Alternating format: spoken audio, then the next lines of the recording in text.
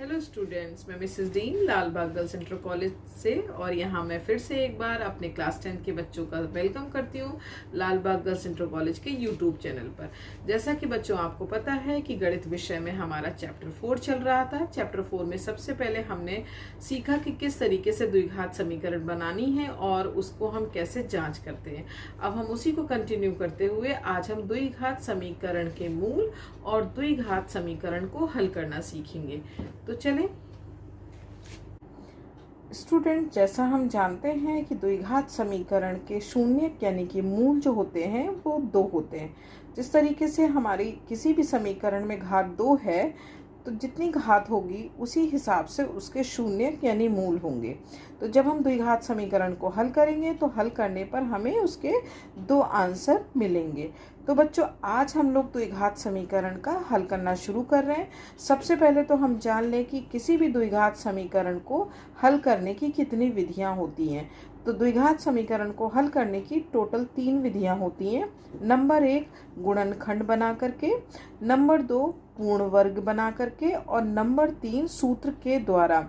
ये सूत्र के द्वारा मतलब है श्रीधराचार्य जी का सूत्र है, उसके द्वारा हम लोग द्विघात समीकरण का हल करना सीखेंगे। तो एक एक विधि लेते हैं। सबसे पहले आज हम लोग शुरू करते हैं गुणनखंड के द्वारा द्विघात समीकरण का हल करना। जैसा कि बच्चों मैंने एक सवाल लिया है आपके सामने, x-2 एक ब्रैकेट में और दूसरे ब्रैकेट में x+4 = 0। यह एक द्विघात समीकरण है।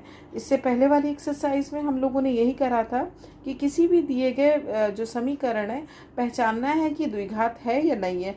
तो देखते ही आपको पता चल रहा है कि द्विघात समीकरण है, क्योंकि यदि हम दोनों ब्रैकेट की गुणा करेंगे तो हमें x की घात मैक्सिमम कितनी मिलेगी, 2।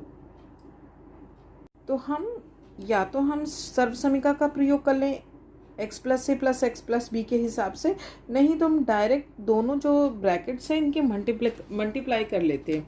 सीधे सीधे है और थोड़ा सा जल्दी भी होगा। अब हम लोग क्लास 10th में आ चुके हैं। तो x को मल्टीप्लाई कर रहा x से और फिर x को मल्टीप्लाई कर रहा 4 से, तो x² + 4x। अब हम 2 - 2 की मल्टीप्लाई करेंगे एक बार x में और -2 की मल्टीप्लाई करेंगे 4 में, तो ये हो जाएगा हमारा -2x और प्लस माइनस -2 4 8 = 0। या हमने देखा कि ये दोनों पद समान हैं, सो 4x में से 2x माइनस हो रहा है तो बचेगा प्लस का 2x -8 = 0। तो ये हमें एक द्विघात समीकरण मिल गई और अब हमें इस द्विघात समीकरण को हल करके इसके मूल निकालने हैं। तो स्टूडेंट्स, जब हमें इस तरीके की समीकरण मिलती है तो हम देखते हैं कि क्या x के पास कोई x² के पास कोई नंबर है, तो दिख रहा है नहीं। फिर हम लास्ट वाला जो c वाला पद होता है, यानी जो व्यापक समीकरण हम लोगों ने पढ़ी थी ax² + bx + c, तो ये c वाला टर्म है, इसे देखते हैं। तो c वाले टर्म पे हमें दिख रहा है 8। ये हम यहाँ पर बच्चों साइड में रफ वर्क करके दिखा दे रहे हैं। ये है 8। अब इस 8 को इस तरीके से फैक्टराइजेशन करना है, यानी इस 8 को इस तरीके से तोड़ना है कि आपके जो मध्य पद है, जो बीच वाला पद है 2x, उसके बराबर आए। और किस तरीके से बराबर आए, या तो 8 को इस तरीके से जोड़ो या घटाओ। तो अभी देखते हैं कि ये कैसे होएगा। 8 को पहले हम फैक्टर करेंगे, नहीं 8 का हम गुणनखंड करेंगे, तो 4 2 8 या 2 4 8। अब आपने तोड़ लिया। जो फैक्टर आते हैं, जो गुणनखंड आते हैं, उसी को हम या तो जोड़ते हैं या माइनस करते हैं। 4 में +2 ऐड करेंगे तो 6 हो जाएगा, जो कि मध्य पद के बराबर नहीं है। लेकिन हम 4 में से 2 माइनस करें तो हमको आंसर मिलता है 2, जो कि मध्य पद के बराबर है। गुणनखंड जो भी हम करेंगे वो गुणनखंड बिल्कुल एग्जैक्ट मध्य पद के बराबर हो, इस तरीके से उन दोनों गुणनखंड का या तो योग के बराबर आए या उसके घटाने यानी माइनस के बराबर आए। तो यहाँ पर हमने देखा कि माइनस करने पर हमारा क्या आया, 2 आया। तो अब इस तरीके के जब द्विघात समीकरण को लिखने का तरीका क्या हो जाएगा, x² अपनी जगह रहेगा, 2x को हम इस तरीके से लिखेंगे क्योंकि देखिए यहाँ चिन्ह का भी विशेष ध्यान रखना होगा। आपका बीच वाला जो मध्य पद है वो किस में, प्लस में। तो जब हम संख्या लेंगे तो 2 - 4 नहीं करेंगे, 4 - 2 करेंगे, क्योंकि प्लस वाली संख्या क्या है, बड़ी है। तो 2 को हम क्या लिख सकते हैं, 4 - 2 ब्रैकेट क्लोज, x है तो x लिख दिया, क्योंकि 2 को ही लिखना है इस तरीके से कि हमारा गुणनखंड के इक्वल आ जाए।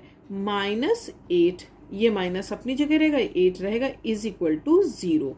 अब अपने हम लोगों ने क्या करना है, इस ब्रैकेट को खोल देना है, plus 4x - 2x - 8 is equal to 0। Clear. अब हमने क्या देख रहे हैं कि ये तो 3 पदों से चेंज हो गया 4 पदों में। अच्छा है, अब हम 2-2 के जोड़े बना लेंगे। यहाँ पर अंडरलाइन आप लोगों को नहीं करना, हम आपको समझाने के लिए कर रहे हैं। पहले ये 2 हो गए पेयरिंग और इन दोनों की पेयरिंग हो गई। फिर से हम रिपीट कर रहे हैं कि आपको अंडरलाइन नहीं करनी है, हम आपको समझाने के लिए कर रहे हैं। तो जोड़े बन गए। अब इन दोनों में देख रहे हैं तो x कॉमन आ रहा है, x बाहर निकाल लिया, तो यहाँ पर क्या बचेगा, x + 4। ठीक, यहाँ भी माइनस है, यहाँ भी माइनस है, तो माइनस साइन कॉमन आ गया। 2 और 8 में कॉमन क्या निकल रहा है, 2, तो अंदर क्या बचेगा, x, क्योंकि यहाँ से तो 2 कॉमन निकल गया, माइनस माइनस क्या हो गया, प्लस, और 8 में से 2 जब जाएगा तो क्या बचेगा, 4, 4 2 = 8 इज इक्वल टू 0। अब हम क्या देखते हैं कि x + 4 इधर भी है, x + 4 इधर भी है, तो पूरे में से x + 4 बाहर निकाल लिया। तो जब हमने x + 4 बाहर निकाला तो अंदर क्या बचता है हमारा, x - 2 इज इक्वल टू 0।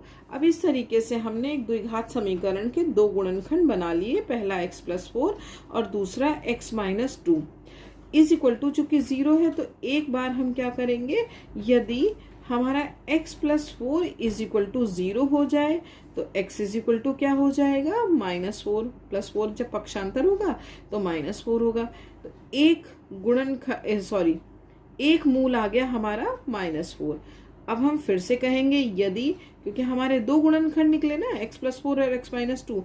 अब हम क्या कहेंगे, यदि x - 2 इज इक्वल टू 0 है तो x इज इक्वल टू क्या हो जाएगा, 2, क्योंकि -2 जब पक्षांतर होके राइट हैंड साइड में जाएगा तो प्लस का हो जाएगा। तो हमारा दूसरा मूल क्या हो गया, 2। तो इस तरीके से हमने गुणनखंड विधि के द्वारा एक द्विघात समीकरण के 2 मूल निकाले, -4 और 2।